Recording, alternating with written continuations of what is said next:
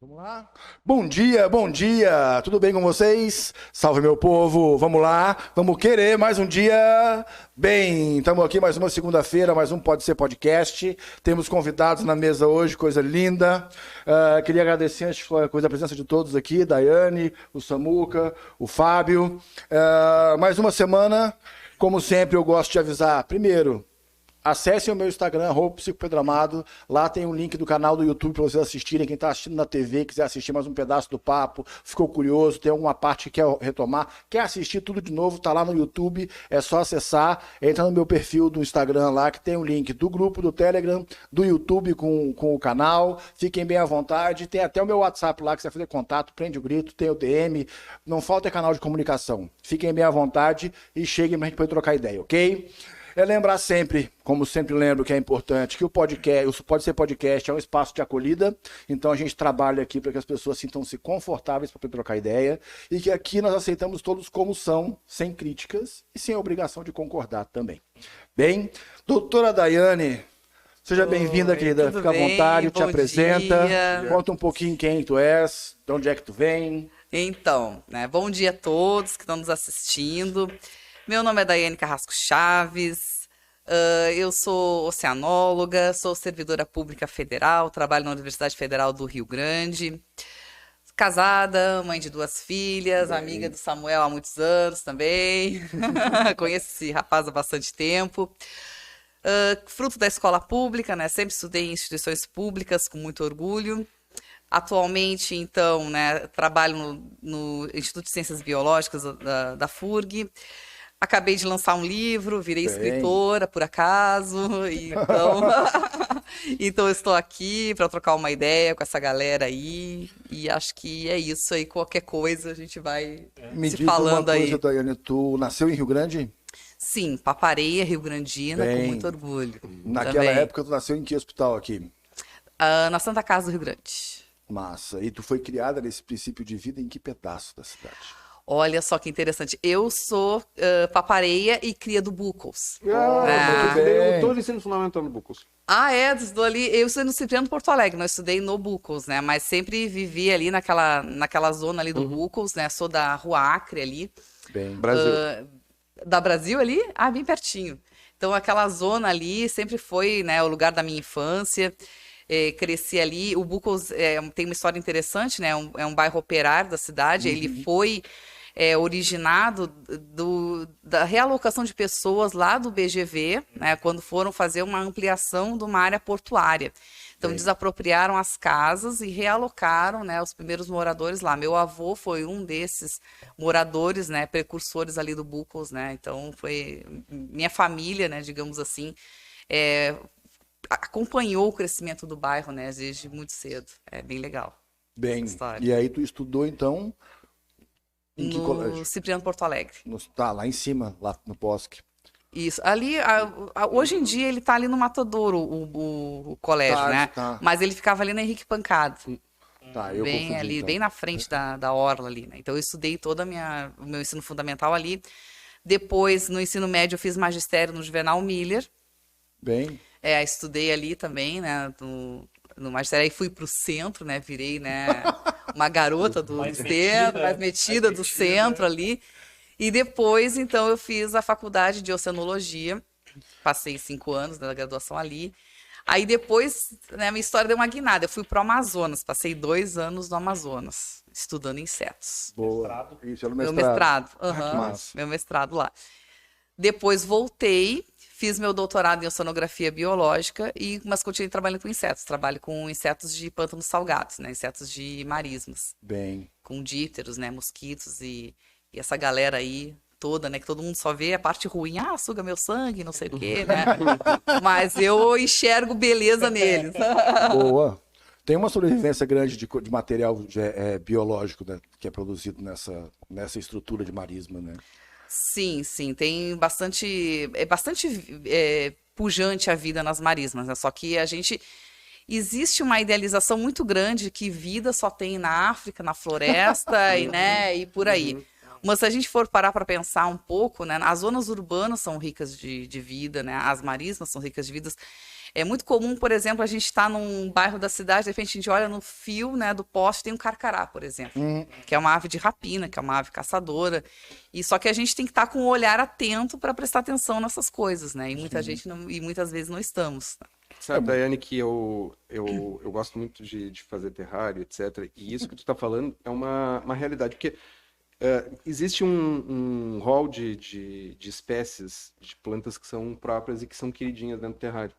Só que na medida em que tu vai olhando o teu redor, tu vai percebendo a riqueza de outras espécies que não são comercialmente vendidas, celebradas, e aí tu começa a perceber a riqueza desse tipo de coisa. E outra coisa que me dei conta foi na época que eu fiz a especialização, quando a galera costuma utilizar a expressão praga para se referir a espécies concorrentes. E aí eu problematizei, não. Eu pensei em cima da problematização e disse, pô, mas realmente existe um desequilíbrio aqui e a gente não está examinando o desequilíbrio. A gente está tentando medicalizar o desequilíbrio através desse tipo de afirmação. E é bem isso, tem uma biologia, tem um mundo por trás dessas coisas que as pessoas simplesmente ignoram porque elas não estão inseridas no... E até mesmo, vamos parar para pensar no conceito de, sei lá, erva daninha. Se eu tiver uma plantação de soja, tiver meia dúzia de pés de milho no meio de uma plantação de soja, aquele milho não é desejável ali. E o milho, por definição, não é uma planta daninha. Não. Então, tudo vai, né, do olhar que eu tenho sobre um determinado ecossistema. Do objetivo, né? Exatamente. Então, o que eu percebo aqui, né, eu como boa rio-grandina e olhando aqui, né, o nosso cenário ao redor. A gente tende a glamorizar, né, e a preterir lugares que não são aprazíveis. Por exemplo, a Praia do Cassino. Mas nós temos uma linda orla na Lagoa Mangueira que, por exemplo, nós negligenciamos. Nós viramos as costas. A própria orla né? Pancada, que é linda aqui. Exatamente. Só muito recentemente começou a ser valorizada. Né? Exatamente. Então, são cenários que a gente tem que parar um pouco para pensar. Por exemplo, um dos direitos fundamentais da cidadania é o direito a um lugar aprazível para se viver. E nós não olhamos com carinho as nossas periferias. Por exemplo, por que não investimos numa área paisagística na São Miguel, na São João, na cidade de Águeda? A gente tem orla pela cidade inteira, né? Isso é uma coisa que é comum a gente ouvir em Rio Grande, né? Dizer que a cidade ela é voltada de costas para a lagoa, né? Porque a gente muito pouco aproveita esses espaços né? É lindo, cara. Quem já viu o pôr do sol, por exemplo, do Henrique Pancada, é lindo demais. E vem muito desse olhar, né? De tu conseguir colocar o que a Daiane falou, de tu colocar que o mais bonito é a praia, né? Pois oceano, e aí a lagoa não é. Né? Então, porque a praia serve ao interesse econômico. Sim. Exatamente. A especulação imobiliária, principalmente. Assim, o papo das plantas também. Exato. Serve, né? Então, exatamente. O objetivo é esse, então, tu vira ele, né? Tu sabe, vocês falando sobre isso, eu me lembrei agora que no meu estágio docente eu trabalhei com sustentabilidade urbana dentro do direito ambiental, porque tinha que trabalhar com as questões de estatuto. E aí eu coloquei um mapa e perguntei para o pessoal no curso de direito qual era a parte da cidade que o pessoal não conhecia. Tu puxa uma faixa da Henrique Pancada até o Bosque. Que é a faixa que o pessoal não conhece. Não conhece. Sim. Né? Tu conhece da linha do shopping ali. Do shopping ou da Presidente Tu conhece onde passa os carros. Onde passa o ônibus, o carro, exatamente. Né? Mas lá também passa o carro, só que tu não passa com o teu carro lá. Linha regular, né? vai Então, ser. se tu pensar, a cidade tem isso também, né? Essa reorganização, né, geográfica em relação ao E isso se dá em função do que a Daiane estava dizendo, porque, olha só, por necessidade econômica, desapropriaram a família do BZV e levaram ela para um lugar que era o extremo, porque o bairro Bucos há, sei lá, 50, 60 anos atrás... Era só banhado e duro. Era só banhado. E aí tu vai empurrando a pobreza para onde tu não quer enxergar. Lógico. Sim. E isso é... A pobreza. Os indesejáveis. Sim, e o que eu vejo que é um fenômeno que está acontecendo na nossa cidade a passos largos e que acredito que tem que ser discutido é a questão da elitização de determinados espaços. Então, a gente tem um investimento maciço em obras públicas, no cassino, por exemplo. Não estou dizendo que não mereça, tá? Mas nós estamos investindo recursos públicos em uma área que sofre com especulação imobiliária, elitização desses espaços, e em contrapartida, eu estou realocando recursos de áreas que necessitariam de uma atenção maior do poder público e que não estão sendo atendidas devidamente. Por exemplo, vamos olhar com carinho a Coroa do Boi, que é uma área ali, né, perto da refinaria ali, e que sofre com problema de aterramento de lixo há várias décadas, uma população marginalizada. Então, eu vejo que são questões que a nossa população não discute e que deveria sim, né, a gente ter um olhar para essas áreas que poderiam também assim, ser ambientalmente aprazíveis e servir democraticamente ao maior número de pessoas. E nós não fazemos isso. O Parque Urbano do Bolacha, a gente tem também uma região periférica ali no entorno do Parque Urbano do Bolacha. Só que o que a população enxerga, né? O parque, é um lugar que tem muita cruzeira, então não vou ali, tem mosquito, tem cruzeira. Eu descobri recentemente que tem uma lagoa ali no Bolacha, Sim, né? mano, morava ali. Alagoa Morava Verde? até um mês. A Lagoa Pois é, Verde. a Lagoa Verde. Verde. Eu descobri Deixa aí em porque eu vi o Santo pessoal que foi fazer um passeio de stand-up, de coisa lá. Falei, olha, tem uma lagoa aqui, cara. Sabe, a gente desconhece, entendeu? E olha que eu gosto de Rio Grande e por causa também do meu trabalho, sempre caminhei muito pela cidade. Então essa orla, por exemplo, que tu fala da São Miguel, da São João, eu vejo inclusive o crescimento que é desordenado nessas regiões, até porque elas não têm atenção, de aterros em cima da lagoa, entendeu? Tu vê 4, 5 casas que foram construídas, aterramento feito do jeito que conseguiu ser feito, né? Para construção. Então além da questão da degradação do ambiente de uma forma desordenada, entendeu? Tem uma pouca atenção para um ambiente que é rico, sabe? Que dá para fazer bastante coisa interessante e fazendo cuidado, porque, por exemplo, uma das coisas que eu fiquei, eu acho discutível, tá? Não vou dizer que está errado, porque não sei, eu sou psicólogo, não sou biólogo, não é a minha área. Mas aquela orla que fizeram agora recente, na beira-mar, no cassino, cara, eles invadiram por cima dos cômoros. Claro, e aquilo ali Os cômoros é uma região de proteção natural da orla, da é, praia. É uma APP. Entende? Permanente. E aí os caras avançam ali, cara, fora a questão ambiental, de cuidado, o custo para manter aquilo sem areia, cara, aquilo era um cômodo. Tu simplesmente afastou a areia e calçou. A areia vai voltar. Sim. Tu vai passar a vida varrendo a areia daquele lugar, entendeu? Para manter a pedra visível. Aquela tentativa que fizeram de colocar um cassino lá na Casa do Caramba. Lembra? Um hotel abandonado que fica um hotel abandonado, sim. longe pra caramba. Eles tentaram botar um cassino, que era para pegar os turistas lá do Uruguai que gostavam de cassino, não sei o quê. O que o ambiente fez? Já disse, aqui você pode botar. Vai até servir para firmar esse cômodo, mas a gente vai botar areia aqui e acabou. Tchau. Entendeu? Então tem algumas coisas que assim, são alguns investimentos que fala, cara...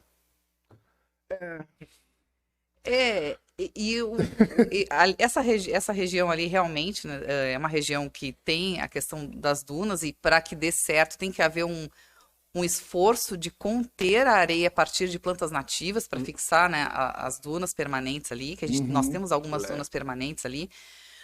Mas o que eu acho que fica muito visível no microcosmos aqui de Rio Grande é que problemas ambientais nunca vêm sozinhos, eles são problemas sociais. Né? Isso é claro, isso é visível. E são escolhas políticas. E são escolhas políticas, justamente. Por exemplo, Arroio das Cabeças, que nós temos aqui um problema histórico com o Arroio das Cabeças. Martins. Sim. Toda a questão da falta de saneamento básico que nós temos ali na nossa orla, né, da Água Doce. Por que nós não temos aqui em Rio Grande uma costa doce como temos em outros locais? Aranguaré. Agora a gente foi eleito, não? Foi Cidade das Águas. Capital das águas. Não é só uma cidade. Capital das águas, não diminui, mano. Tá tirando, mano. Agora espero que tenham mais cuidado, consiga construir um pouco mais de cuidado com as águas. É que, cara, a preocupação que eu vejo sempre constante quando a gente fala desse processo aqui é manter o porto funcionando e fazer dragagem. Claro. Eu não vi até agora a preocupação com outros espaços ou de outras formas. Entende? Tu vê espaços de preocupações, vamos dizer assim, urbanísticas, sabe? Mas a preocupação com a lagoa em si, com a produção da lagoa, eu não vejo. Sabe? Tu pode ver até com a praia, né? Desculpa, Daiane, porque o jeito que as pessoas cuidam da praia. Olha no verão. O que Ah, que é a tá louco. praia. Tá um E tem toda formigueiro. aquela discussão que é uma praia de extensão, que é isso. Cara, nenhuma outra praia do mundo se faz o que faz no cassino. Se encher de carro, de lixo, né? Tem toda uma relação aí totalmente problemática, assim, né? Então tem isso, né? Acho que é só o cuidado é com o porto, né? Com a questão financeira, né? Onde vem o recurso. E sabe que o que me preocupa agora é que a gente tem um prazo para a gente cumprir as metas do marco do saneamento básico. E Rio Grande está completamente atrasada nessa questão do saneamento básico, né? Que eu vejo que é um dos problemas mais urgentes que nós temos, né, atualmente. Por quê, gente? Porque não é só eu fazer com que as pessoas tenham, né, acesso a uma fossa séptica em casa. Nós temos inúmeras famílias que não têm acesso a um banheiro. E isso gera uma série de problemas em termos de qualidade de vida, de qualidade sanitária, de autoestima das pessoas, com N problemas associados. Por exemplo, a pobreza menstrual é uma dessas problemáticas que são invisibilizadas. Então, eu acredito que a gente precisa, sim, conscientizar a população para esses aspectos. Merecemos uma cidade que tenha uma receita oriunda do turismo? Merecemos. Mas também merecemos a democratização desses espaços, né, aprazíveis que geram qualidade de vida, né? Que nós não estamos atentos a isso. Nunca isso é discutido em pautas de eleições municipais, por exemplo. Isso é uma coisa muito interessante, Dani, porque tu vai pensando assim, ó, historicamente, existem 2 ou 3 famílias que são as donas do cassino. Sim. A gente não precisa falar nome até para não fazer propaganda de graça. Ninguém também não faria. Não faríamos. E aí tu pensa assim, ó, tu pega aquela orla da Henrique Pancada, que são alguns quilômetros, né? Deve ser tipo 2, 3 quilômetros, por aí. Já é maior do que muita praia que tem uma estrutura e tal. Aí tu pensa assim, tu vai para lá, é um lugar bonito. Mas tem despejo de esgoto, não, de escoamento de água servida. Tu tens uma falta de estrutura básica, de infraestrutura ali para as pessoas poderem caminhar e tomar uma água gelada, ou então parar para tomar um açaí, ou enfim, qualquer outra coisa. E quando tu faz esse tipo de estímulo à especulação imobiliária no cassino, para dar recurso para 2 ou 3 famílias, tu deixa de dar recurso para aquelas pessoas que moram ou que poderiam estabelecer qualquer tipo de comércio ou infraestrutura para que as pessoas não precisassem ir até o cassino, porque tem gente que não gosta do cassino. É água gelada, é vento, é areia na cara, é muita gente, é som de carro que é insuportável na beira do... Agora vamos aprender, né? Parece que saiu... Parece que é uma lei municipal. E aí pelas escolhas políticas, tu vai mantendo uma velha história do capitalismo. Tu vai mantendo os recursos na mão de poucos e tu vai dando mais dinheiro para que essas pessoas... Tu vai investindo dinheiro público para que essas pessoas ganhem mais dinheiro. E é completamente ilógico. Porque tu molda uma geração inteira. Tu precisa gostar do cassino. É legal, mas isso é uma escolha pessoal. E segue diminuindo os horários de ônibus. Exatamente. Não, isso é... Mas, veja bem, esse processo de não gostar do cassino tem outras consequências também. Por exemplo, a Capilha. A Capilha está começando a sofrer com esse processo de especulação, de, digamos assim, insuflamento, né, de pessoas que vão lá no verão. Isso está acontecendo na Capilha. A Ilha dos Marinheiros é um outro exemplo, né? As famílias de agricultores estão sendo substituídas por pessoas que, com poder aquisitivo um pouco maior, estão construindo casas de campo lá. Teve muita gente que saiu quando o cassino começou a ter uma vivência de bairro mais intensa, alguns anos atrás, uns 10 anos atrás, pelo menos. Teve muita gente do cassino que começou a comprar terreno na ilha e mudou do cassino para ele, porque queria continuar tendo aquela vida tranquila que tinha naquele cassino, que era muito mais sossegado do que é hoje, né? Sim. Então teve uma migração muito grande naquela época, eu via, para a ilha. Imagino que hoje em dia isso deve realmente estar... Sim, isso está acontecendo. Porque tu vai transformando em bairro, entendeu? Era uma região muito mais agrária, muito mais rural, vamos dizer assim, que está sendo urbanizada, literalmente. Sim, a ilha era o celeiro de Rio Grande. Agora tem um comprometimento completo. E aí o que acontece, né? A ilha é um grande exemplo, né, do que nós deveríamos fazer e não fazer. Por exemplo, a questão do investimento em agricultura familiar. Por quê? Porque eu não vou ter, ao contrário das grandes monoculturas de soja, de milho, de arroz, uma grande monocultura de alface, por exemplo. Quem produz alface, beterraba, cenoura são os pequenos agricultores familiares. E conforme eu tenho a substituição, a morte desses antigos agricultores, porque a agricultura na ilha, acima de tudo, ela não é mecanizada, ela é uma agricultura manual. Sim. Né? E o retorno financeiro da agricultura manual, ele é relativamente pequeno. O trabalho grande, porque as pessoas não têm final de semana, não tem feriado, as pessoas estão sempre trabalhando no campo. Então, é um estilo de vida que não atrai os jovens. E o que eu estou começando a visualizar lá na Ilha dos Marinheiros? A gente está cada vez mais reduzindo as chácaras de agricultura familiar e substituindo por casas de campo. Qual a consequência disso? Né? Eu vou ter que começar a trazer de outros municípios a produção que abastece a cidade. Sim. Até porque mesmo essa população que está indo morar lá também vai consumir, vai precisar consumir. Então, a cidade começa a se alterar e começa a tomar outras proporções. E, em contrapartida, nós não incentivamos, por exemplo, os nossos jovens a produzir seu próprio alimento. Qual é a escola aqui da cidade, por exemplo, que incentiva, né, os alunos? Não, vamos fazer uma hortinha na escola, vamos aprender como é que se cultiva um tomate. Tu tivesse, mas, por exemplo, as minhas filhas não têm.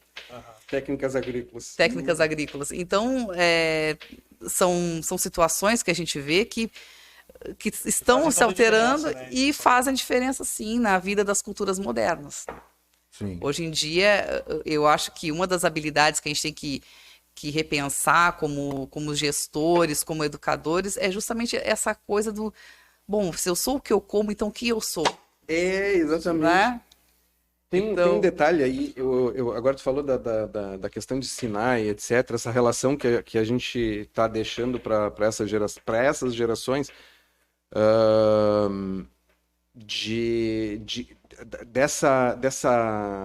desse distanciamento. E eu me lembro que era o professor Auri Albert, o professor da Técnicas Agrícolas, e ele um dia perguntou, nós éramos pequenos, crianças pequenininhas e tal, e ele perguntou, o que é o cocô para vocês? O cocô de vaca? Aí, que nojo, não sei o que mais. Eles, cocô é ouro. E aí ele começou a explicar todo o funcionamento, porque, claro, ele ia propor uma atividade que a gente trouxesse saquinho de leite, aqueles antigos, para fazer as mudas, para fazer as casinhas das mudas, e trazer o cocô de vaca, excremento de vaca, para poder fazer a compostagem, deixar ele lá fazendo não sei o quê. E aí a gente via o crescimento daquelas plantas e como ele aumentava em função daquilo que o nosso olhar, direcionado pelos adultos, era de um olhar de excremento, de porcaria, etc. E isso é uma coisa que, do ponto de vista socioambiental, é fundamental para a criançada entender. Sim. E sabe que essa coisa de nós somos o que comemos, o que comemos, e que a gente tem que ter essa relação com a comida, a gente tem que respeitar os agricultores familiares e tem que trazer, né, essa realidade para a nossa discussão cotidiana. Ela é muito interessante porque o que a gente vê hoje em dia, né? As pessoas de baixo poder aquisitivo, elas têm muito mais acesso a calorias de má qualidade do que a calorias de boa qualidade. Então, o que acontece, né? É muito mais barato eu no mercado comprar um miojo do que eu fazer uma cesta com legumes, com carne de peixe e assim por diante. Então, o que acontece? Antigamente, os malnutridos eram pessoas esquálidas, magras. Hoje em dia, os malnutridos são pessoas obesas. Né? São pessoas que têm acesso a calorias de má qualidade, né? A carboidratos de má qualidade. E a obesidade mundial, né, ela está muito associada também a faixas sociais, né, de poder aquisitivo mais baixo. E nós não observamos isso. Que hoje em dia, qual é o sinônimo de sucesso de uma pessoa, né? Uma pessoa bem-sucedida? Uma pessoa que tem um corpinho malhado, fitness, né? Que se preocupa com a alimentação, que faz propaganda na rede social de que é vegana, né? E etc. Então, o vegano isso. Nem precisa, mas o malhado hoje em dia é fundamental. Sim, né? E aí, veja, não é o magro. Tá pago. É o malhado. Sim, é diferente, também. Né? É o fitness mesmo. Mas aí eu acho que entra uma outra questão também, que compõem esse quadro, que eu acho importante e que tu tangenciou quando tu falou da questão do trabalho na zona rural, que de uma certa... A gente falou isso já, na verdade no episódio anterior a gente comentou sobre isso, né? O quanto que as zonas rurais são esvaziadas para a cidade por conta dessa quantidade de trabalho, porque a vida no campo ela é trabalho... Sim. O dia inteiro, né? Desde acordar cedo para molhar as plantas, né? O trabalho no campo, a vida no campo começa cedo. E eu acho que um fator também tem a ver com isso, dentro da questão da composição desses corpos obesos, né? Que é a questão de trabalhar cada vez menos, de botar o corpo em atividade, para ser mais específico, não é só a questão do trabalho. A gente tem muito trabalho intelectual que tu faz sentado na cadeira. Sim. Né? Mas é muita questão também de não colocar o corpo em atividade, sabe? É uma questão a gente ver cada vez mais o conforto e a comodidade que tá... Porque quem compra o arroz integral, o alface, tem que preparar o alimento. Isso gasta um outro tempo, tem uma outra dinâmica, tem um outro trabalho, tem um outro cuidado e, óbvio, tem um outro alimento, um outro prazer de comer. Mas o miojo tu faz em 3 minutos. Entendeu? E o miojo é barato. É barato, é prático, é fácil, Tu enche a entendeu? barriguinha, né? Então, além de comer mal, eu trabalho em termos de exercício, de movimentação, eu trabalho o meu corpo milhões de vezes menos também. Então essa comodidade, esse excesso de comodidade também ajuda a produzir esses corpos inoperantes, vamos dizer assim. Não é só a questão da obesidade, entendeu? Mas é uma questão de cada vez mais a gente estar sedentário dentro do processo, entendeu? Cada vez mais a gente se esforça menos para fazer as coisas e mais paciente em relação à própria vida. Mas sabe mais que... passivo com relação à vida, você fala, não paciente. Mas você sabe passivo, que teve uma questão, há uns anos atrás, até acho que foi no Enem, que era justamente sobre isso, né? Tinha uma recomendação, acho que do Ministério da Saúde, em relação à atividade física. Pratica atividade física. E a moça da propaganda era uma moça branca, né, com cabelinhos com luzes, uma roupinha fitness e malhadinha indo correr. E aí aparecia nessa mesma imagem, né, uma senhora sentada no ônibus, assim, cansada, olhando aquele cartaz. Então, o que a gente consegue concluir disso?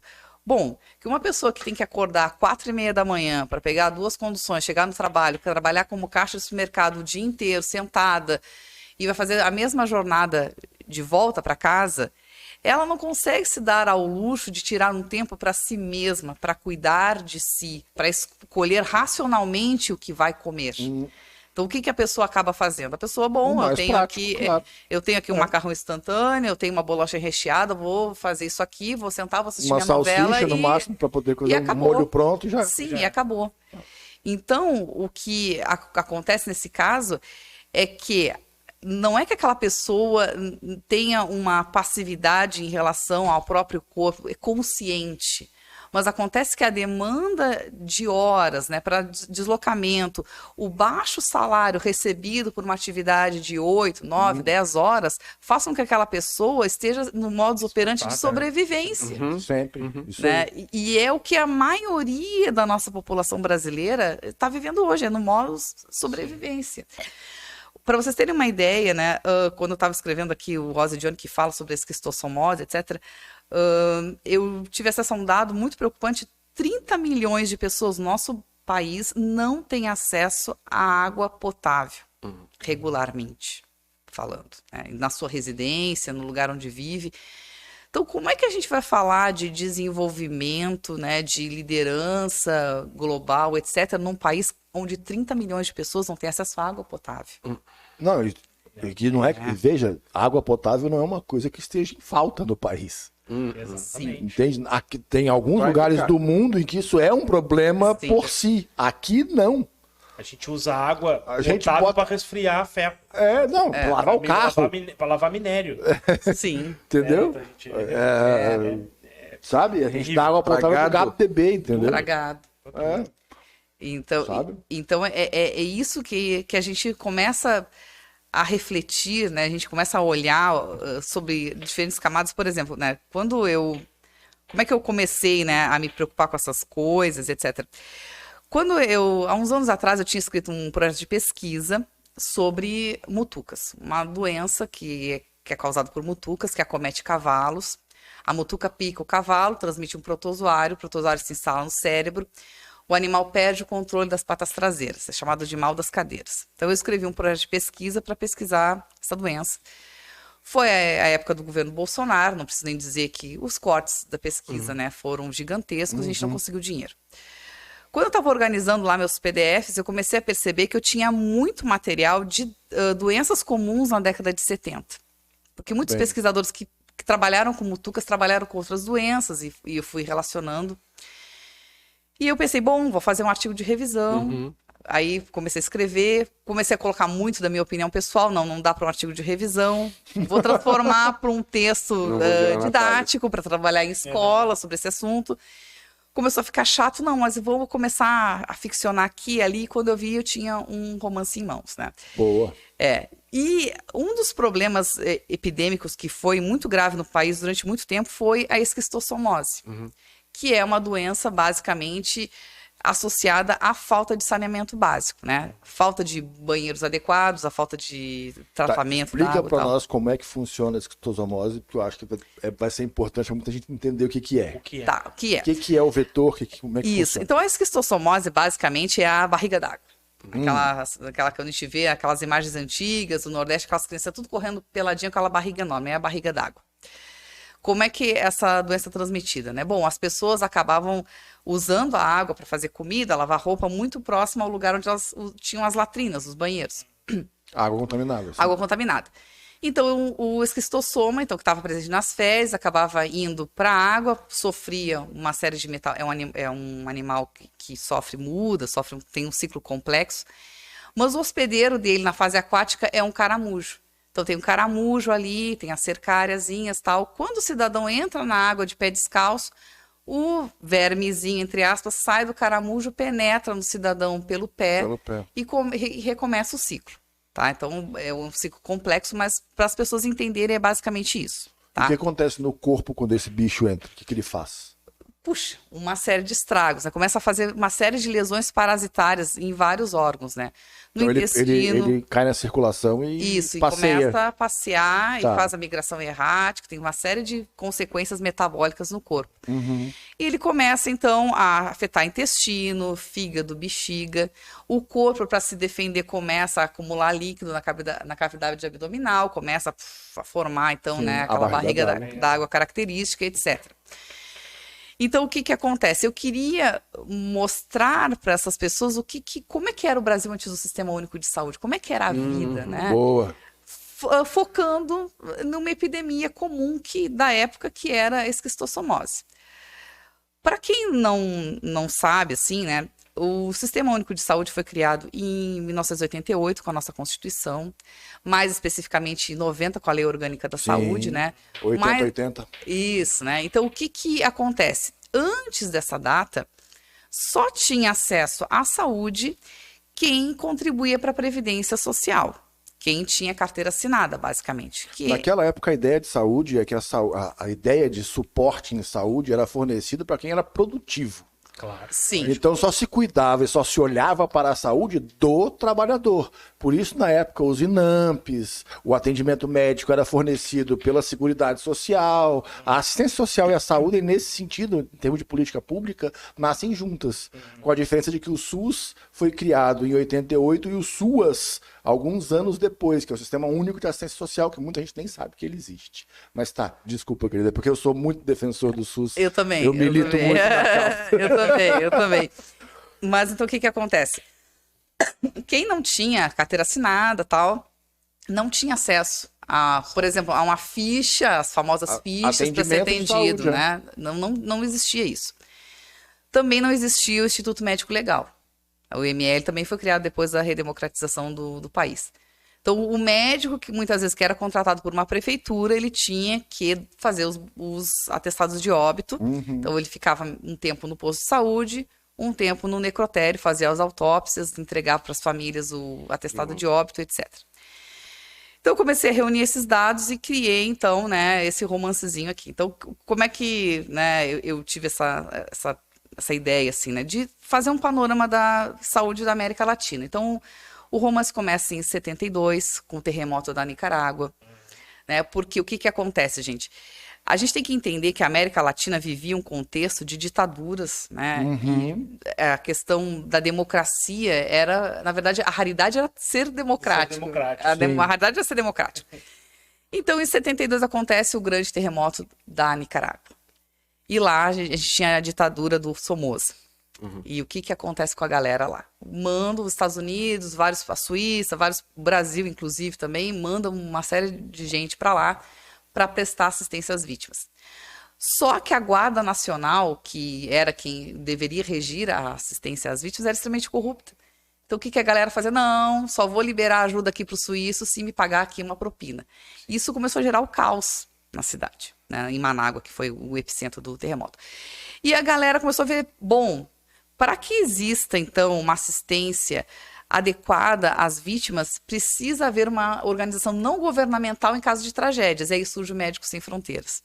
Então, a primeira discussão nas Américas sobre saúde, sobre assistência a catástrofes, foi justamente nesse episódio da América Latina. Que provocou. Exatamente.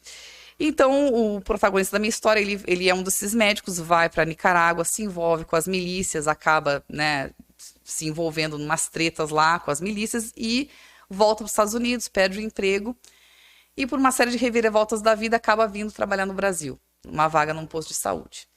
E ele começa, com um olhar de estrangeiro dele, a ver os problemas sociais que o país tem.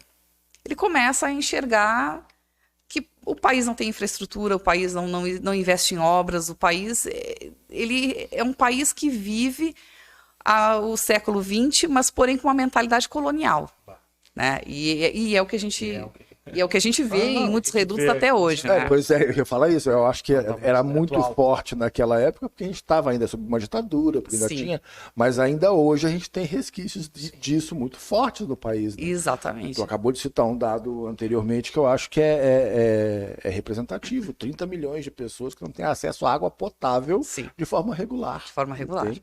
Então é isso. Sabe? A gente, em muitos aspectos, em muitos cantos do país, a gente ainda está no século passado. Exatamente. E aí, o que começa a acontecer nesse contexto, né? Ele, como médico estrangeiro e tal, ele acaba, né, tendo a ajuda de uma médica que é da Bahia, e eles começam a perceber, bom, quem é que morre? Quem é que está no necrotério aqui? Os negros. Porque os negros são os trabalhadores rurais que não têm carteira assinada e tal, e estão morrendo por não ter acesso à saúde. Quem é que eu atendo no posto? Os brancos. Eles começam a se dar conta que, além de ser um problema de saúde, é um problema racial, um problema social. E começam, então, a tentar remediar isso, indo até a vila e tratando de forma voluntária essas pessoas. Que, na verdade, é o movimento sanitarista que a gente teve no Brasil, que começa na década de 40, mais ou menos, né, lá com a questão da assistência aos índios no norte do Brasil, e vai, de forma fragmentada, sobrevivendo até culminar, então, na aprovação do nosso Sistema Único de Saúde, né, eles se envolvem nas dietas já e acabam aprovando, então, o Sistema Único de Saúde. É que esse movimento que chega na Constituição de 88 é um movimento muito forte de muito tempo, de resistência, de construção, de preocupação. A gente teve um ápice de democracia muito forte e é muito importante que a gente entenda que isso aconteceu e o quanto isso modificou o país em todas as décadas seguintes daquilo. Entende? A gente acabou de passar agora há pouco tempo por uma pandemia violenta em que foi o SUS que sustentou e salvou a gente, que conseguiu. Cara, a gente, com toda a situação negacionista, toda a problemática política que a gente teve, todas as questões que a gente enfrentou, além da pandemia, a gente é dos países do mundo que mais vacinou as pessoas, cara. Exatamente. Sabe? Isso tá na base da gente conseguir sair da pandemia, entendeu? Você sabe que eu tava lendo, acho que foi no início assim, da pandemia, 2020, ali, eu tava lendo um texto de um geógrafo que é um geógrafo, mas que transita por várias áreas, inclusive ele é falecido agora, faleceu um ano, 2 anos atrás, Mike Davis. E o Mike Davis, ele falava sobre foi em abril, acho, 2020, abril, maio, e ele falava que os Estados Unidos, quando começaram a fazer aqueles hospitais de campanha, e aí o Mike Davis começava o texto dizendo o seguinte, cara, esses hospitais de campanha, os Estados Unidos era craque em fazer aonde? No Afeganistão, no Irã, na África, lugares que eles iam começando as ocupações deles. E ele dizia que ele nunca imaginava, né, que inclusive o próprio Estados Unidos nunca imaginava que ia ter que começar a instalar aquilo em Central Park, em Nova York, e ele começava a ver. E aí a síntese do texto era o seguinte, que o pessoal não estava se dando por conta, mas que ele fazia um paralelo com o Brasil e dizia, cara, no Brasil existe o Sistema Único de Saúde e nos Estados Unidos não existe, que é morrer milhões de pessoas. Né?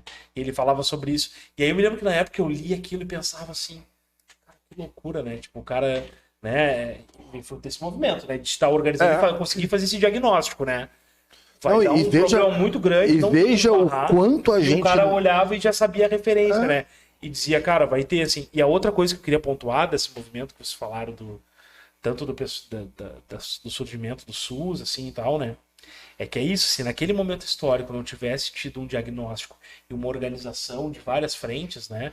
Eu lembro muito agora do Ailton Krenak, né? Que foi, que o pessoal acha que surgiu agora, né? O discurso dele na Constituinte. Nossa, aquele discurso que ele fala assim, cara, até agora nós somos seres tutelados. Até a Constituição nos india, ou seja, tipo, não eram pessoas. Não. Não tinham vontade, desejo... dos seres tutelados, entes tutelados, algo do tipo, né? Incapazes de decidir por si, é isso. Então, é isso, a gente está falando sobre um Estado que compreende os outros como ninguém, como nada. Por isso que não tem como ter saneamento básico, não tem como ter água potável, não tem... E é isso, né? A atualidade disso, né? A não mudança disso ainda, né? Não, e o que eu acho complicado, o que eu acho muito interessante da história aparecer para as pessoas terem conhecimento é de poderem valorizar algumas coisas que a gente naturalizou a partir da criação do SUS, entende? O IML, por exemplo, que não existia, que passa a existir com o SUS. E vamos lá, o SAMU, sabe, toda a rede sanitária. Sabe, toda uma rede de saúde que a gente está acostumado a usar como se sempre estivesse aqui, que não é isso. É fruto de uma luta muito grande. Muito grande, muitas e muitas pessoas. De trabalho sequente, porque não foi só aquela Constituição. É a briga que nós, inclusive nós trabalhadores do SUS, mas nós cidadãos, temos que manter para que a gente mantenha o SUS. Sim. Para que ele continue funcionando. Porque existem mudanças políticas, que o Congresso existe para isso, para aprimorar a Constituição, né? Nem sempre se aprimorar ao pé da letra. Mas, enfim, a gente corre o risco de perder várias coisas que o SUS nos proporciona e que são preciosas, entendeu? Todo mundo que tem condição pode ter o plano de saúde que tiver. Na hora que o carro bater na estrada, vai ser o SUS que vai te salvar. Transplante. Tudo. Tu sofreu um acidente, a ambulância que foi te buscar é do SUS, tu vai pro hospital do SUS, se tu precisar ser operado de emergência, tu vai ser operado pelo SUS, até alguém chegar pra passar o cartão de crédito, tá resolvido, e foi o SUS que resolveu, entendeu? Sabe, a gente tem isso no país, é uma estrutura grande, entende? Ela tem o seu custo, porque, né? Afinal de contas, sabe? Mas é fundamental a gente entender que isso é uma das coisas que começa a trazer qualidade de vida pro geral da população, entende? O SUS é universal. Se cair um ET amanhã que for no posto, ele vai ser atendido. Entendeu? Então não tem, sabe? Isso é uma produção democrática muito forte, muito importante, entende? Que eu acho que a gente precisa continuar, não só lutando para existir, mas para ampliar essa forma de pensar coletivo, entendeu? Que cuida de todos, para entender que não existe como cuidar só de um. Entende? A pandemia tá aí pra mostrar pra gente isso. Cara, não tem como cuidar só de um. Se cuidar só de um, já era. Exatamente. A vacinação, por exemplo, é um pacto coletivo. Não adianta vacinar só o meu filho se a vizinhança toda estiver começando. Eu queria falar um ponto sobre isso, Daiane, que é um negócio muito triste. Assim, eu não sei se já falei em algum outro momento aqui, né? Mas tenho 2 filhos pequenos, né? Os 2 têm 3 anos, né? Pra quem não sabe. E a gente, eu e a Genice, minha esposa, a gente na luta pra tentar vacinar, né? Lutar, assim, pra que tem a vacinação e tal, né? E aí um pouco da gente refletir o quanto um momento político histórico ele é tão... ele traz retrocessos, ele pode trazer avanços e retrocessos. Sim. Eu achei importante isso que o Pedro ressaltou também da relação do Congresso e tal. E o momento anterior, do governo anterior que a gente teve, com o governo Bolsonaro, né, durante o período, cara, eu me lembro que a gente chegava com as crianças para vacinar, né, e perguntando assim, ó, tem vacina disso, tem vacina daquilo, as vacinas base, assim, né, Sim. e as enfermeiras olhar pra gente assim, com uma tristeza e dizer pra nós, cara, tá sobrando vacina. Uhum. Porque as pessoas não vacinam mais. Porque existiu durante o governo também Bolsonaro, não somente um ataque, né, o negacionismo da reação da pandemia, enfim, mas, cara, teve retrocesso e doenças, coisas que já tinham sido basicamente exterminadas e que voltaram, sabe? Não foi somente o Covid, né?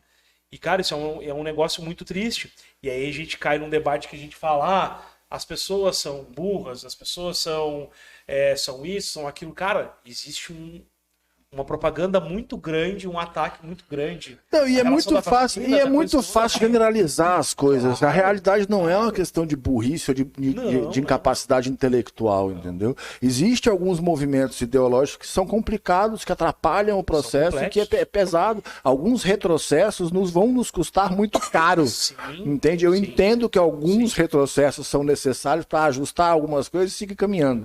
Entende? Porque a gente tem que seguir caminhando, né? Mas tem alguns retrocessos que o preço é muito caro, irmão. Não dá.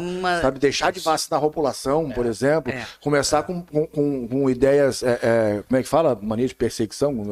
Conspiratórias. Enfim, né? Porque o governo quer controlar globalismo. Cara, pelo amor de Deus. Exatamente isso.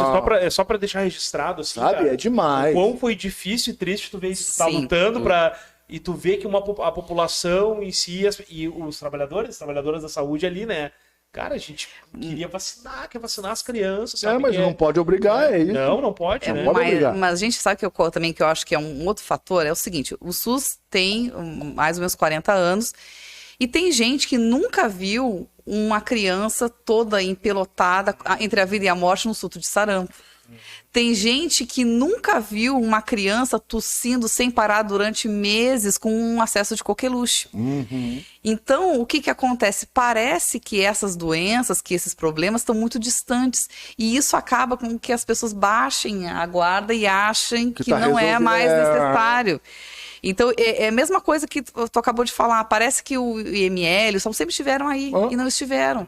Só quem hoje em dia tem na faixa dos 50, 60 anos é que vai ter uma lembrança muito clara do que era. Do que era precisar de uma internação para um parente teu que não tem carteira assinada e a pessoa ficar ali como indigente. Né? Vira óbito porque não tinha vaga, não tinha um leito e não existia nada que garantisse o direito àquela pessoa a ser atendida. As pessoas nos Estados Unidos morrem em casa porque o sistema de saúde nos Estados Unidos é só na base do que semelhante era no Brasil. Exatamente assim, as pessoas morrem. E veja que se fosse hoje, o SUS não teria sido aprovado na Constituição. Por quê? Porque quando aprovaram, não disseram de onde ia sair o dinheiro. Primeira coisa. Segundo, a gente vê, por exemplo, nos Estados Unidos teve o movimento do Obamacare e o Congresso... Né? Existia uma movimentação para que se ampliasse o direito à assistência à saúde nos Estados Unidos, por exemplo, e isso acabou morrendo.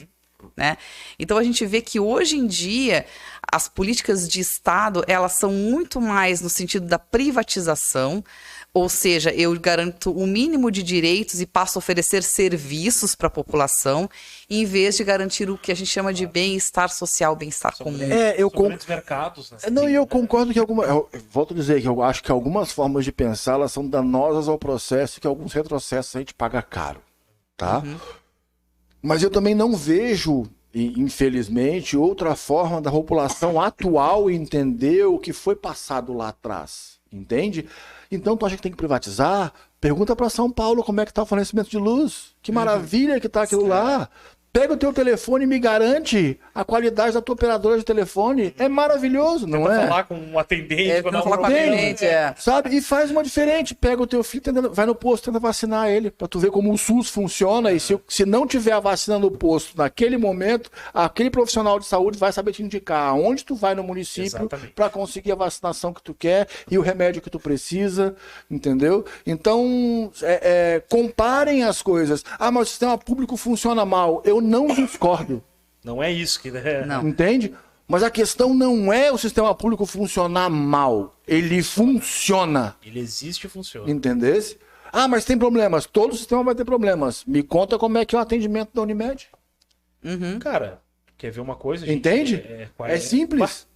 É o mesmo Faz um plano básico da Unimed, que muitas vezes o cara consegue pagar para ter uma assistência médica supostamente melhor, porque eu trabalho no SUS e sei o quanto isso é questionável, e pega o atendimento da Unimed para tu ver a maravilha que é.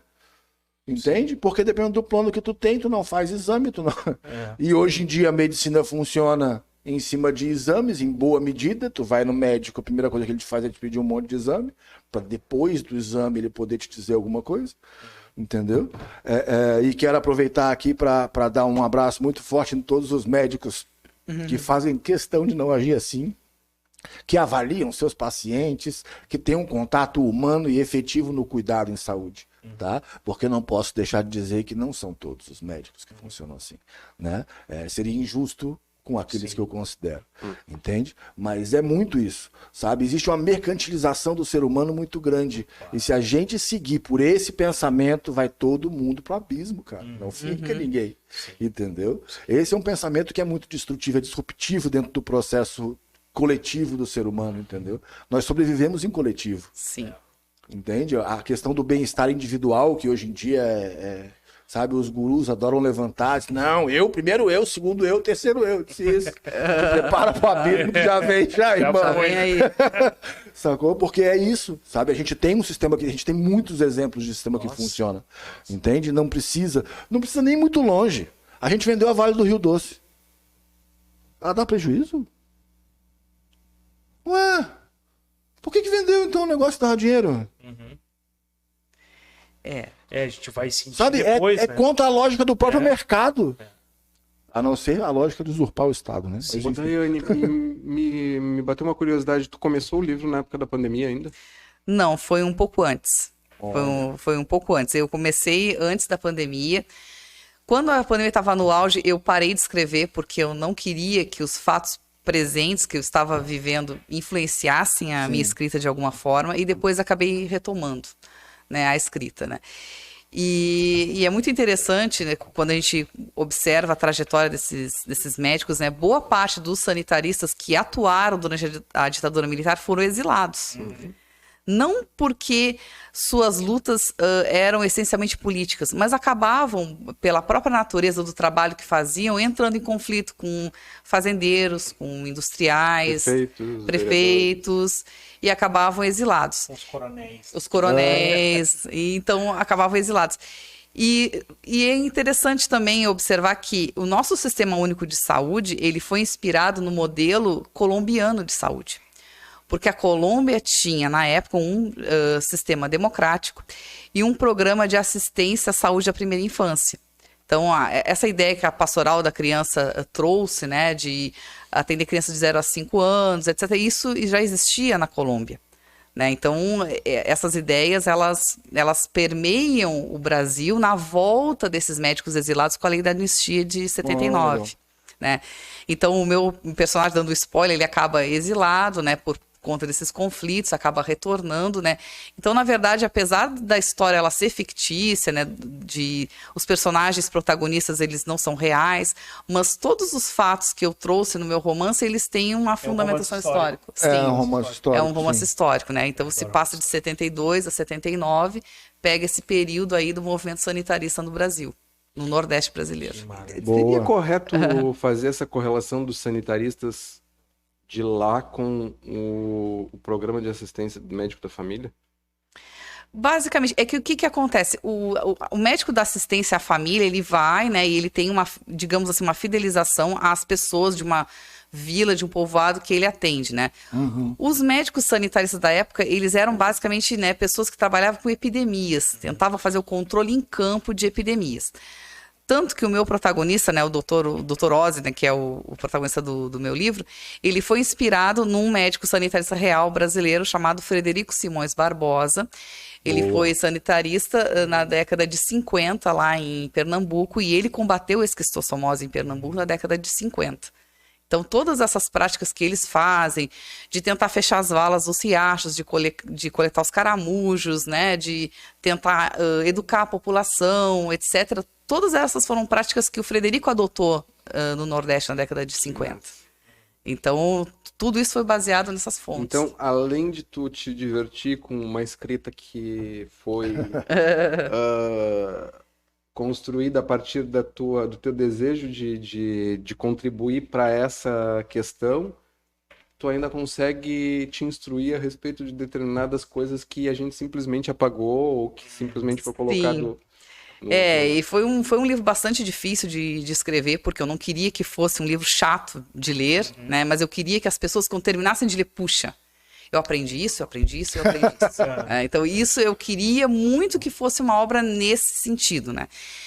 E quando ele foi indicado e tal, para o Prêmio Asas de Ouro, que eu fui lá no Rio de Janeiro, ele foi indicado ao prêmio, etc., foi uma surpresa muito grande. Por quê? Porque não é um tema que é popular. Não é um livro de autoajuda, não é um romance adolescente, né? É um livro talvez que... por isso. E até pelo momento político também, histórico. Sim, exatamente. Sofresse até uma certo engavetamento, assim. Né? Sim, e então para mim foi uma surpresa muito grande, assim, porque quando eu também terminei de escrever, pensei, tá, quem é que vai querer publicar um livro sobre vermes?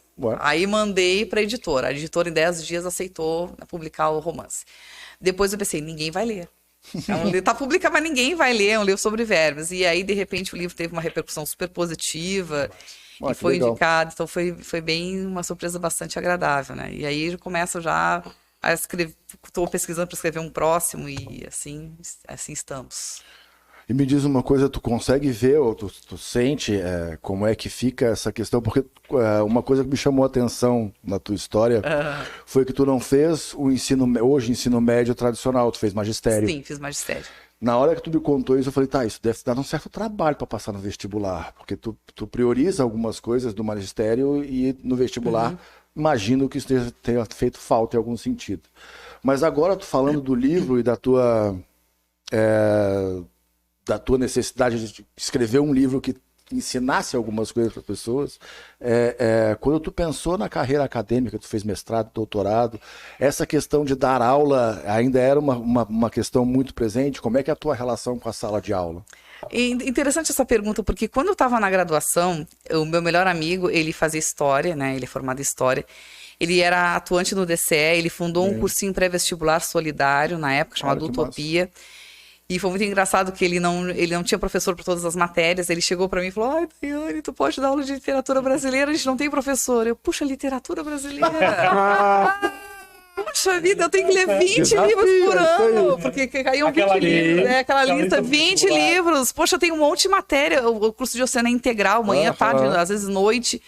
Mas tu vai me dar aula de... Poxa, literatura, vou ter que ler. Ai, Daiane, não tenho professor. Eu dei aula de literatura brasileira durante 3 anos, durante a graduação. Que massa. 3 anos. Depois, quando eu estava no doutorado, entre o mestrado e o doutorado, eu fui professora substituta de geologia, sedimentologia na área das geológicas. Depois, durante o doutorado, eu fui professora substituta de zoologia, então eu sempre tive contato com sala de aula também. Show de bola. Então foi uma coisa assim, mas nunca foi premeditado. As coisas foram. Mas tu chegasse a dar aula para séries iniciais? Só durante o estágio do magistério. Tá. Só durante o estágio. Depois não tive mais contato com os pequenininhos. Bem. Mas foi bem... Sempre tive com um toco de giz na mão, basicamente. Show de bola. Porque essa experiência de sala de aula, eu acho que ela é muito enriquecedora, né? Sim. Tem uma troca que eu acho muito importante também. Sim, e aí já aprende a se humanizar, a olhar o outro, a olhar a dor do outro, né, o interior do outro quando a gente está na sala de aula. Com certeza. Isso é muito legal. E me diz uma coisa, como é que tu relaciona todo o teu trabalho, já que o nosso podcast é de saúde mental... Como é, porque a gente falou bastante de saúde, de SUS, de coisas mais práticas da saúde física, orgânica, enfim. E eu sempre acho que isso está muito relacionado com a saúde mental. Quando tu falou, por exemplo, de como é que funciona a esquistossomose, né? Eu fiquei pensando, cara, como é que isso chega no cérebro? Como é que funciona isso? Porque se passeia pelo organismo inteiro e começa a infectar órgãos... É difícil um esquistossoma chegar no cérebro, né? Mas debilita muito a pessoa, com certeza. Aquele livro do Monteiro Lobato Jeca Tatu, que ele é preguiçoso, fica o dia inteiro no banquinho, né? E etc. É um reflexo da letargia que a esquistossomose causa, né, no portador da doença, né?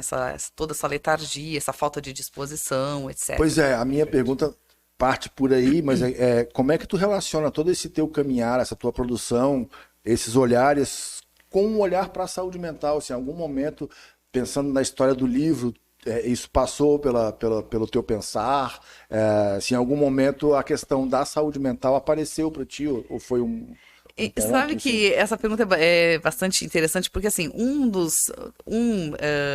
leitor indiano resolveu se oferecer para fazer a resenha do meu livro. Eu, pois é, mas vai estar em português. Não, mas eu vou fazer isso aqui.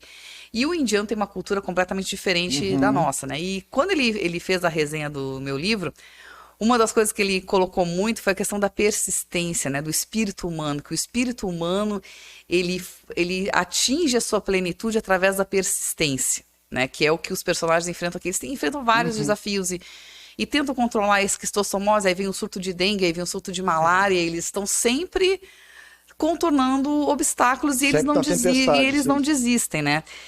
Então isso foi muito surpreendente para mim ter essa visão desse leitor, né, que vem de uma cultura completamente diferente da nossa. E quando e todos os obstáculos que eu passei, né, para terminar de escrever, porque a gente começa a se desacreditar muito no meio da escrita, etc, né? E também a falsa ideia que a sociedade prega hoje em dia do sucesso, né? A gente só vale o que a gente entregou como sucesso, né? Então, nesse momento, assim, me vem uma frase do mestre Belchior, aquela música dele, do Sujeito de Sorte, que ele diz assim, né? Tenho sangrado demais, tenho chorado pra cachorro. Ano passado eu morri, mas esse ano eu não morro. E ele não morre por quê? Porque ele foi capaz de chorar e de sofrer anteriormente, né? A gente tem muito essa ideia, né, de que tudo é felicidade. Mas a gente só pode provar a nossa fortaleza, né, no momento de fragilidade. Né? São Paulo já dizia isso, né? Quando estou fraco é que sou forte, né? Justamente isso, né? Então, a mensagem que eu deixo aqui para quem está nos assistindo é justamente essa, né? Não existe um sucesso sem antes a gente ter fracassado muitas vezes. E a gente só vai chegar a ter êxito em alguma coisa se esse ano a gente não morrer. Como diria o nosso mestre E se não Belchior. fosse a persistência dos profissionais que estavam envolvidos com a Covid e toda todas, com as esquistossomose, imagina a malária, desses pesquisadores, desses trabalhadores da área da saúde, no início da pandemia, quando era tudo nebuloso, ninguém sabia nada. E eles ficaram lá e trabalharam e foram e fizeram o que puderam. Então é isso, é a persistência grande. E Daiane, eu tenho uma pergunta na mesma linha assim, do Pedro, assim, também, né? Eu sempre fico muito focado, porque para mim, tipo, também vem do movimento parecido de tentar me comunicar de forma acadêmica, né? A gente vem do artigo, da dissertação, da tese. E aí, eu hoje mesmo tenho muito uma necessidade de tentar me comunicar de uma outra forma. Claro, tipo, sei lá, já tive banda, já tive um monte de coisa, a gente faz um monte de coisa na vida, né? Mas o livro também é uma forma de tentar se comunicar de uma outra forma, de uma outra linguagem. E como é que foi isso pra ti, essa decisão de tu dizer assim, tipo, não, eu quero me comunicar de uma forma também literária, assim. E uma das minhas militâncias, digamos assim, no meio acadêmico, é o que eu penso que trabalhos acadêmicos, pelo menos um percentual deve ser publicado em português. Por quê? Porque a língua da ciência é o inglês. A sociedade brasileira paga os impostos que financiam as pesquisas, porém essa mesma sociedade que paga pela pesquisa não tem acesso a ela. Então, quando eu escrevi o livro, eu não queria que tivesse um excesso de didatismo, né, para que as pessoas, mas eu vou... Por exemplo, aqui tem alguns capítulos falam da leishmaniose visceral, que era uma doença que na década de 70 não tinha tratamento. Hoje já existe, mas na época não tinha. Que também é um ciclo complexo, é um mosquito que pica o cão, que transmite um protozoário. Eu não queria que ficasse uma linguagem que as pessoas não fossem capazes de entender. Mas eu queria que as pessoas compreendessem isso. Olha, existem, né, tais e tais doenças com tais e tais consequências, etc. Né? E justamente por isso, sabe? Eu venho do meio acadêmico, que tem trabalhos que eu leio, que foram publicados, sei lá, em revistas de alto fator de impacto, que o cara fez tanta firula para mostrar uma conclusão num gráfico que eu não consigo entender o que aquele autor quis dizer. Então eu acho que eu só fui capaz... Porque muitas vezes ele não quis dizer nada, ele só queria publicar. Exatamente. Então eu acho que eu só consegui chegar nessa linguagem justamente porque eu já estive do outro lado do balcão, digamos assim.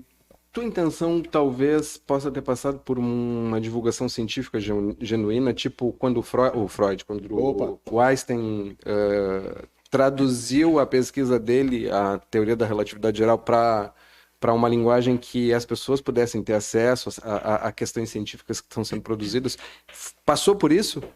Sim, eu tentei passar por isso e também, por exemplo, quando eu fiz a minha tese de doutorado, eu publiquei um artigo numa revista de baixo fator de impacto chamada Pananjas. Eu tentei usar os gráficos e as figuras da forma mais clara possível, né? Justamente por quê? Porque eu entendo que a informação científica é uma informação altamente técnica, porém é vital para que as sociedades evoluam, que ela esteja acessível a qualquer cidadão. Perfeito. Certo? Eu tenho que um cidadão comum tem que ser capaz de entender o que é um El Niño. Né? Um cidadão comum tem que ser capaz de saber o que é um vírus. Né? Porque se essa pessoa não sabe o que é um vírus, o que é um fenômeno climático, etc., essa pessoa vive na obscuridade e fica mais suscetível a correntes negacionistas de pensamento. Boa. Então, isso é algo vital nas sociedades modernas. Aí, aprende, Natália Pasternak, como é que se faz divulgação científica. Daiane, eu ia te Posso perder perguntar, a oportunidade. porque eu não vou mais, o que é saúde mental para ti, mas eu acho que essa tu já respondeu. Já ficou tranquilo. Mas, o que é a vida para ti? O que é a vida para mim? Olha, isso é uma resposta complexa, né? Porque a vida tem inúmeros significados, né? Eu posso dizer para ti que a vida é simplesmente cumprir um ciclo biológico, né? Eu posso dizer para ti que a vida é produzir uma marca na existência. E eu acredito, na minha concepção de vida, o que eu entendo como vida é essa concepção de promover uma marca na existência. Então, vou dar um exemplo. Quando eu me formei oceanóloga, né, o juramento do oceanólogo diz assim, né, que entre, né, várias frases que tem o juramento, né, de um curso acadêmico, mas diz assim, né, que juro fazer do mundo um lugar mais azul. E o que eu pretendo nas minhas ações, em toda a minha trajetória de vida, é fazer valer meu juramento. Fazer do mundo um lugar mais azul. Seja conscientizando pessoas, seja educando minhas filhas de modo consciente e responsável, seja nos lugares onde eu me encontro. Então, eu sempre tento fazer isso. Então, na minha concepção, viver é deixar uma marca na existência. Tá aí, ó. Mais uma. Aristóteles já sentiria orgulho. Olha, entenderam a bagaça. Querida, queria te agradecer mais uma vez pela tua presença. Show de bola. Samuca, valeu. Fábio, tamo junto. Pessoal. Galera, mais uma vez, muito obrigado pela assistência de vocês aí. Tamo junto. Lembrem-se de fazer contato. Mais uma vez, o meu Instagram é @psicopedramado. Entrem lá, acessem. Tem um link do YouTube lá. Quem quiser assistir a entrevista a hora que quiser, como quiser, tá lá. Fiquem à vontade. Quem estiver assistindo no YouTube, por favor, tu chegou até aqui, cara, tu curtiu, deixa o teu like aí, assina o canal, entra como assinante do canal aí, acessa o sininho para poder receber mensagem e notificação quando tiver vídeo novo. E seguimos aqui juntos mais uma vez, tá? @psicanálise nômade, um barril de Samuca. Queres deixar teu Instagram também? @Daiane_Carrasco. Bem. E lembrando, são todos bem-vindos. Esperamos vocês segunda-feira que vem. Valeu, pessoal. Valeu. Valeu.